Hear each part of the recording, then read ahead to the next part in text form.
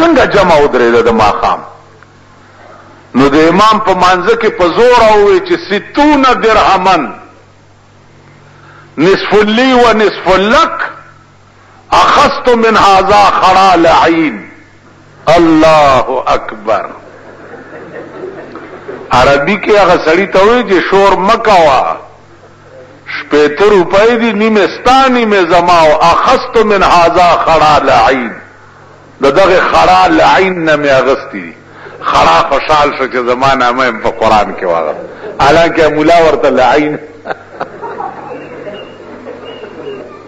بادشاہ دے مئے والا چارہ وړو، مئے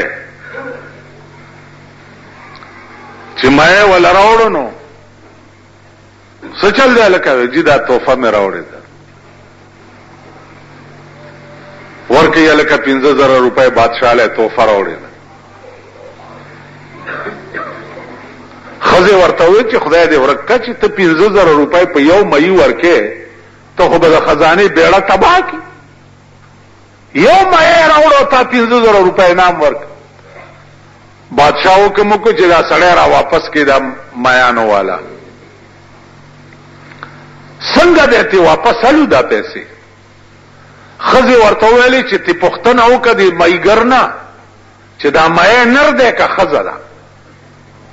کدو ویلي چې نر دې نو مونږ وایو چې مونږ ته خزه مئے پکارو 15,000 روپۍ واپس کا. او کدو ویلی چې خزه ده نو مونږ به وایو چې مونږ ته نرمایه پکارو 15,000 روپۍ واپس کا. بس په دې چل به 1 روپۍ واپس والو. بادشاہ ول ډیره خلا چا سړی را واپس کو. هغه ورته چې الکه دا ستا مایه نرو که خزه وا؟ ویجی دا زما مایه چې دا نه نرو نه خزه وا، دا نر خزه و.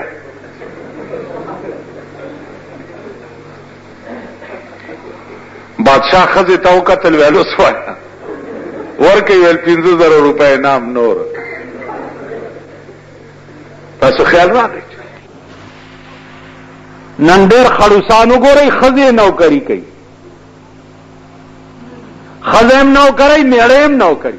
مال ځینې پکې راشي یاره جی خله مې نه جوړیږي خو څه کوم مجبورم څه چل دی وای خزه مې په بنو کې نوکره ده، بنو کې ده چې را بدلی پېښور ته وشي. ما ته وایي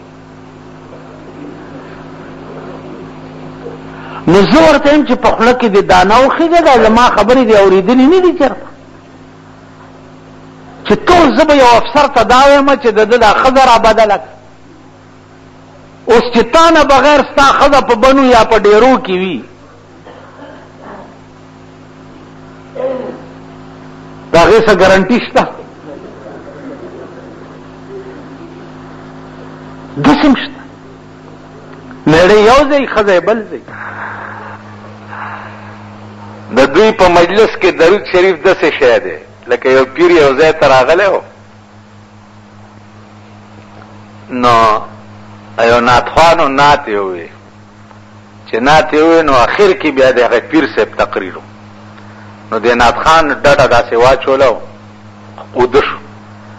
چې اوده شو نو پیر صاحب اوس تقریر کې او د نعتخوان لا نباد وته یو ډر شو. چې ډر شو نو خلکو هو اورېدو چې وای اورېدو نو خلکو غریبانو ځانم ټینګوي ځکه چې هلته پیر صاحب تقریر کې او خندا نه ټینګېدی هم نشي. نو ورسره ملګری ناست نو هغه پې داسې لاس کېښود چې بل ډر آواز ونه کړي، چې لاس یې داسې راسس کو بل ډر شو. نو پیر صاحب ویل وایي درود شریف بیړم تباه شه. نو ما ته د دوی هغه درود په دې مجلس کې داسې ښکاري. پوه شوې؟ هغه ټیز واچولو ته وایي درود شریف ووایي. دا افتتاحګانې دا هغه نعتخوان ټیز دی. ورشي ته پیپونه لږ وګورئ تاسو. اوس باروزئ دلته په دې چوک کې داسې چې راتاویږي کنده وګورئ. 3 میاشتې وشوې، 3 میاشتې. دا د لنډی روډ وګوره چې د شاهانو درګذر پې نشته، داسې کندې دي پکې چې کلمې به دې بار روزي. دا کمیټه ده، دا پی ډي اے ده، دا اس ان جي ډي ده، دا پلانې دی، دا پلانې دی، دا پلانې دی، دا پلانې. تن لف په داسې حکومت تو نالت په داسې قوم خنزیر قوم باندې چې چا دا خلق دې ځایونو ته رسولي، تو نالت په دې قوم چې په دې کندو تیریږي او دې نه پس بم په دوی متیازې نه کوي چې د دې کوڅو ته راشي. تو نالت په داسې رذیل قوم باندې.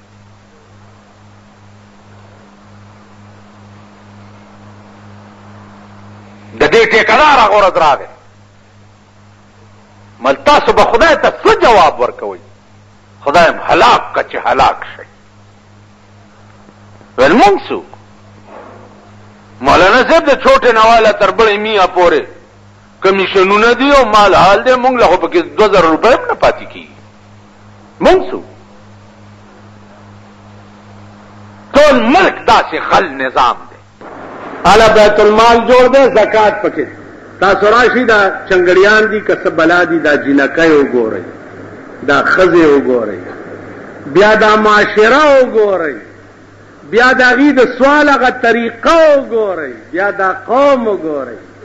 په ټپو کې نه په ټپو کې نه نو دا مال چې دی دا زکاتونه په خلقو مه تقسیموه. دغه له یو ډیپو جوړ کړه پکې ټول وردننه کړه چې دنیا ته په اور کې پرته دا چنګړی دي، دا غټ د سرو غاښونه هم لګولي، په لاره چې رواني ګازرې لاس کې ګازرې هم خوري، په یو بل ټیلې هم وهي، طالب ودرېږي خاندي بم سوال بم کوي، که نه ورکې هم ورده کې.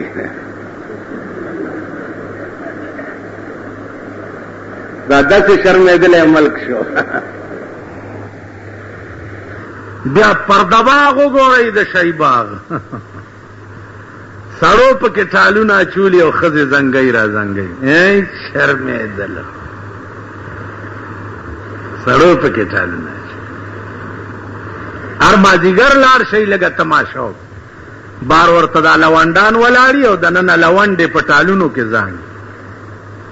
ورشئ که د چا ښځې دي، د چا لونه دي؟ د معززینو. مونږ خو معززو نه پېژنو، مونږ خو معزز یو نه. او بیا ملا خو بالکل معزز نه دی. ملا د دیندارو په نظر کې سپک دی، نو د بېدینو نه به څه ګیله کوي؟ دیندار دی ګیرو والاو نه تپوس وکړه چې ملا څنګه شی دی؟ نظم رای چې دا ځان پورې تړلي دي. هلکه دا ملا مزګزار شپه ورځ ورپسې منځونه کوي. هلکه دا ملا نو د ملا په حق کې دا د بار بدماشان، لوفران، لپنګان، لچګان، پلیت او مردار هغې نه تپوس وکړه چې دا د جومات استاد څنګه؟ هغې به زما قربانه شم چې زه خو یې ډېر قدر به داسې وکړي. او شیخ سنت صاحب نه تپوس وکړه، ملا کالا دې شار داسې خو واښه هم په دې ولو باندې ډېر ولاړي. واښه زما یو اشنا و، نو هغه ما ته وایي چې یاره ته ما سره کلي ته لاړ شه. مال صله وی بس هسې به لاړ شي، یو چرګ مې ساتلی دی و مال ښه ده داسې چل دی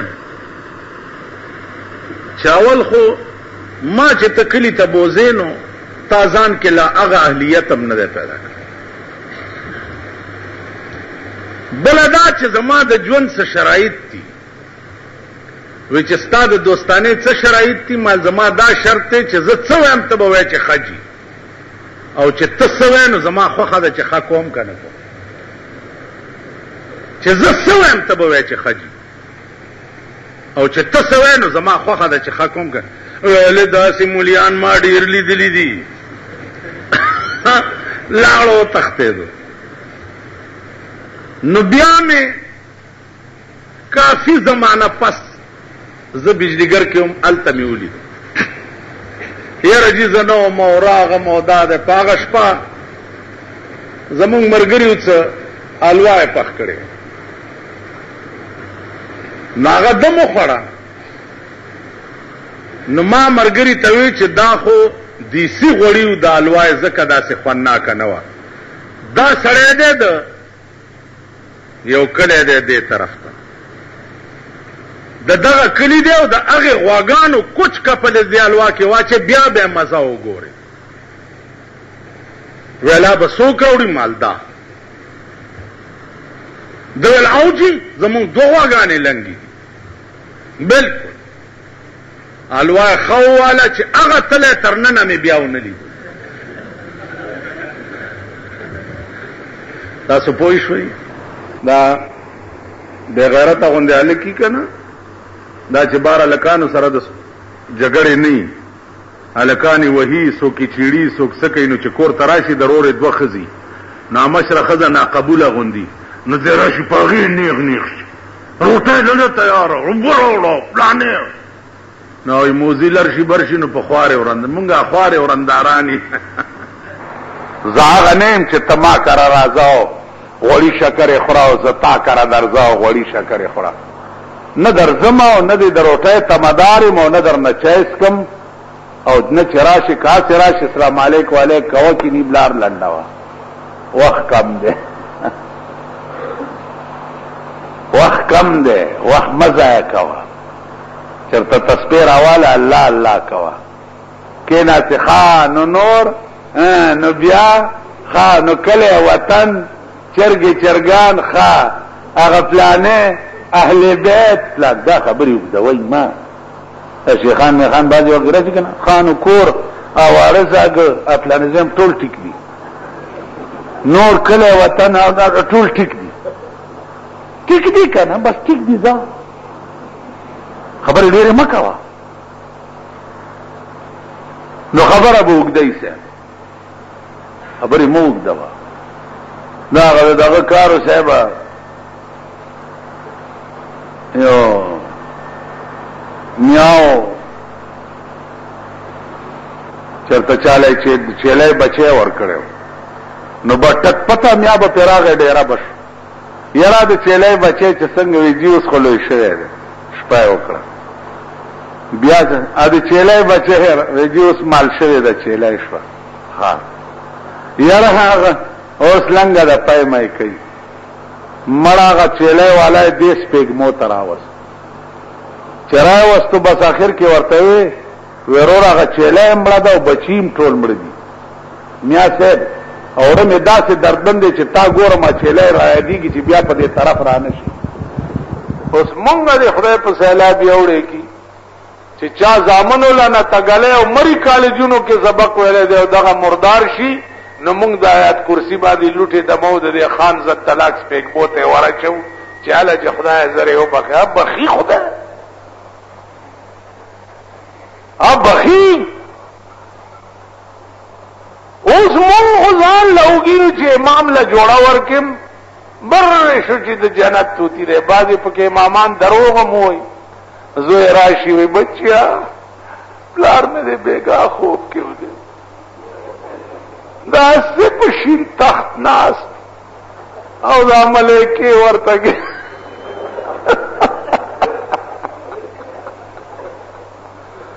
دا ملایکې ورته ګیر چاپېر کړي ستا خدای کور وایم که په شین تخت ناستو که د اور په تخت ناستو. مونږ داسې کوو دی به چې لږ زمونږ دلته یو استازو هغه به دلې چې جنازه پېښه شوه چې لږ داسې غوړ مړی به دې علاقه کې شوی و که نه نو داسې ګیر چاپېر به تې کېدو. کله به یې تبارک الذي شروع کړه کله به یې څه کړ او چېرته خرواله خوار سپېره به مړو نو به اعوذ بالله من الشیطان الرجیم الحمد ولا الضالین دعا وکئ. ډېره ګرمي ده دې خلقو ته تکلیف دی. امین الله اکبر الله اکبر. زه او چې سرب مړی به که اور به ورېدوم ویل بیا صبر وکئ سپېږمې وله دموم کله مونږ سره به څه کېږي مونږ سره